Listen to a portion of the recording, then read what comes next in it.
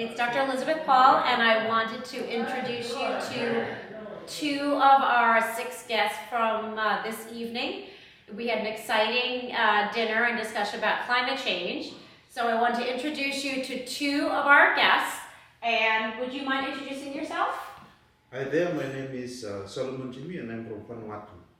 Vanuatu. Yes, Vanuatu is located in the South Pacific and close and near to Australia. Okay, close to Australia. Okay, and what do you do? I serve the council. We have 6 councils in all in the country, and I serve one of the councils, and our total population is around 300,000.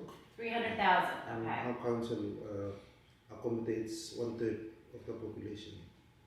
Okay, 1/3 of the population for your island. Okay, good. So Okay. it's one island with other small islands scattered around. So that's the main council that we have. So there's 19 smaller area councils, like it's districts, Like districts. sub-districts. Okay. So we have the council and then we have the sub-districts. And the sub-districts. Yeah. Okay, fabulous. Okay, great. And can you introduce yourself too? Thank you. My name is Leila Talila Nakera, and I'm from Solomon Islands. The Solomon Islands? Great. I work as the Principal Conservation Officer The Principal Conservation Officer? at Okay. the Ministry of Environment under the Environment and Conservation Division. Okay. So, part of our work is on protected areas and biodiversity management programs, ensuring that we also implement the CITES Convention, especially on wildlife trade. The wildlife trade? Okay. I would say Solomon Islands is maybe third largest country in the Melanesian island chain group. Okay. Third after Papua New Guinea and Fiji. And we are located in the Pacific Ocean, and our country have 9 provinces, and we live in different islands as well. Most of our communities live in rural communities. Okay. 80% of our population are living in remote communities and are located in small island groups. And what's the total population of the Solomon Islands? In the recent census, we have around 750,000 750,000? in total population. Excellent. Good. Well, thank you, Bill. It's fascinating to meet you and to have you here in the United States. And I wanted to start off by asking you maybe a little bit about climate change and how it's impacted each of your areas, maybe from 20 years to 10 years to 5 years to now. Like what are changes that you've seen? Yeah, so as we mentioned, like, we're a small island nation, and we're basically adults that were scattered around by ocean. And so the impact of sea level rise, 1.5 meters, has tendedly given us a lot of challenges, basically to whatever is established around the coasts. So most of our villages are situated around the coastline. So as you know, like in some schools we now no longer have soccer fields, no longer fields. Some communities, when there is floods, the river would overflow, and then they would cut off the buildings. And then the past cyclone that we have had communities that have totally lost their graveyard due to I've lost the graveyards due to the sea rise, level rise. cyclone, and we've had all like cyclones one after the other. So the last one that we had, Cyclone Lola, was category 4, and the one before was back-to-back cyclones. So we had Cyclone Chuti and Cyclone Kevin. So you can go down Google, find out like the devastation to your island. So it was like our country was in total mess, and we were building up after the both cyclones back to back. We were building up within 3 months. the term. So you're trying to prepare, but then another one will hit Yes. and will wipe out all your Yeah. progress. So now we're actually, responding. We're still responding. And then as we flew into the Washington to US, and then we heard that there's another cyclone. There's So I another was cyclone. telling my colleague here, said there's another cyclone. So like which is proven. Normally the cyclone season would be November to April, but now to the climate change, the weather patterns has changed. So we're expecting like there's supposed to be a drought and then there's a cyclone. So like everything. Everything's unpredictable. Yes. Okay, and it's now instead of having a regimented time when you thought you could prepare and expect these cyclones, now it's all year. You never know. Okay, goodness. Okay, and what about in the Solomon Islands? I bet it's similar. Yes, similar. Like what we experience now, it's not like in the past. We experienced extremely climate and weather patterns are changing extremely, and we also experience heavy rainfall and floodings. Um, there are also experience of saltwater intrusion into Saltwater intrusion. into most coastal communities. It affects their livelihood, especially on the agricultural Right. areas and cultivation areas, and the food security. Where most of our communities are dependent on our marine environment, our coral reef ecosystems, mangrove ecosystems for their livelihoods, for the subsistence livelihoods and subsistence economy. And sea level rise affects this source of income and livelihoods in the community. So it generally affects our coastal community population, but also it generally affects the economy as well. Right. In preparing for the to address this and also to support the communities, it also raises our economy in terms of having preparedness in place, disaster risk management in place in response to disasters, and also addressing, raising capacity as well in the remote communities in order for them to be prepared. So this also, affects the whole system. There's different levels of support system Yeah. that's been set up. And I think adding to that, I would say people are very much driven by their own belief system. They have a traditional way of life. But again, the climate change also affects those hierarchy and belief system, the way they do things. So, for example, traditionally they can use the traditional methods.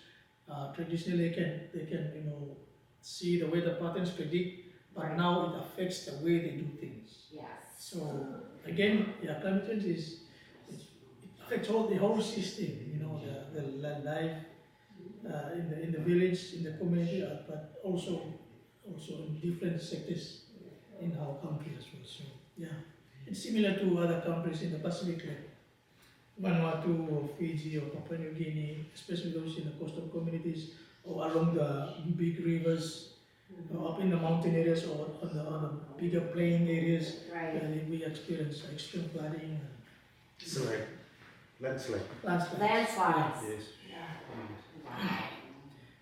Wow. Just recently, when we before we came in, I think during when we came in, there's a big cyclone that it also affects Vanuatu, and in the Solomon it affects our there's a big plantation, oil palm plantation area, and most of the communities of people in those areas also do their commercial and subsistence farming. Right. Really devastated. Devastated. Yeah. So these are some of the main, areas where climate change affects us. But generally, I would say it affects all our livelihood and our say things, the way we do things in our country. The normal way of constructing and installing like a housing design now has to change in order to be able to be resilient against the cyclones. Because in traditional way of building houses, it's low, but now like we're trying to go back to traditional way. So building houses, but now the cyclones are more stronger. So now, in the past, it used to be category 1 and 2 and 3, but now when we're giving, like we're trying to go back to the traditional way of building houses because it's stronger, but then the cyclones are getting stronger and the flood are getting, so now like the traditional way of doing things that were able to, keep us safe, now it's in question, and also the current way of building houses, now we have to redesign the way of like design to ensure that they can be resilient during the cycle.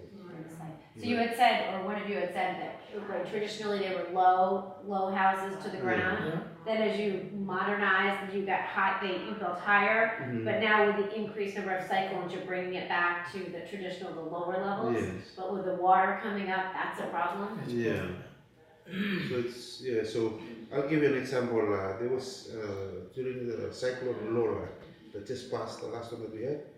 There were a family that had low house design to ensure that they can be able to be safe during the cyclone, and the cyclone took the house away, and they had to go and climb up in a water tank that was actually concrete, and they had to go in the water tank because the cyclone, like it was a category 5 cyclone, and they had nowhere to go. There's nowhere to go. Except to go in the concrete water tank because it's all concrete. Right.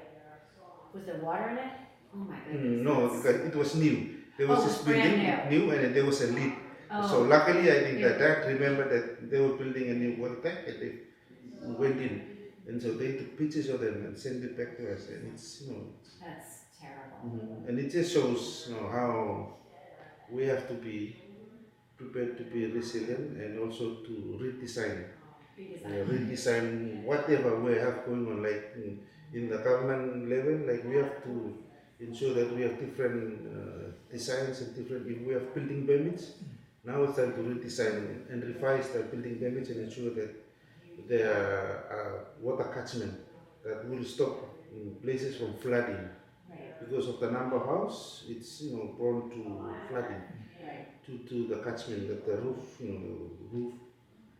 can be a definite factor of producing flood. So it just changes the whole way of looking at things. Right. And one of you was also discussing about moving populations permanently from their homes where they've lived for hundreds of years. I think for the case of Solomon Islands, this is an ongoing discussion right now because it's a sensitive Yes, topic. very sensitive, yeah.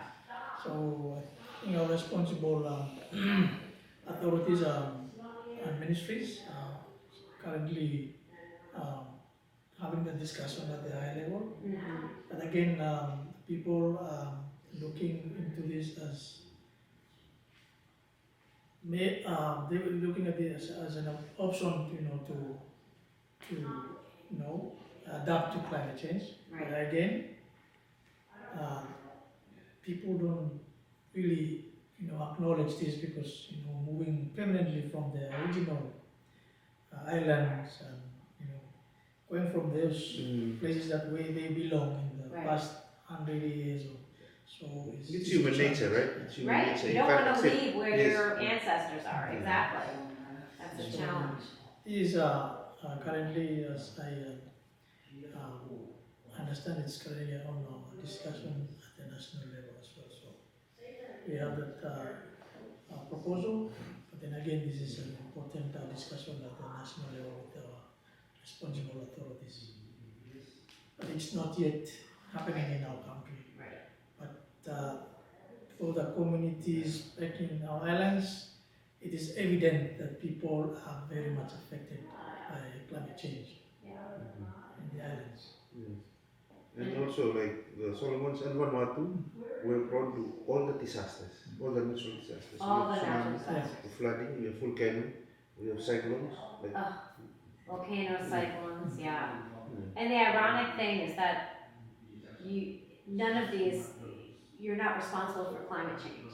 It's not from your areas. It's from the United States, from China, from, we're doing it, but you're facing right now the consequences. We're starting to face the consequences, but you are really facing the consequences of our decisions, which I am so sorry. I apologize because it's just horrific. But it was so nice to meet you, and I'm glad you're here, and hopefully you'll make some good connections with colleagues here all around the United States. And I would love to keep in touch with you to see what, any ideas that maybe we can learn something from what you're doing. Thank you for me. But thank you so much. It was great to meet both of you. Thank you so much for us. Thank you.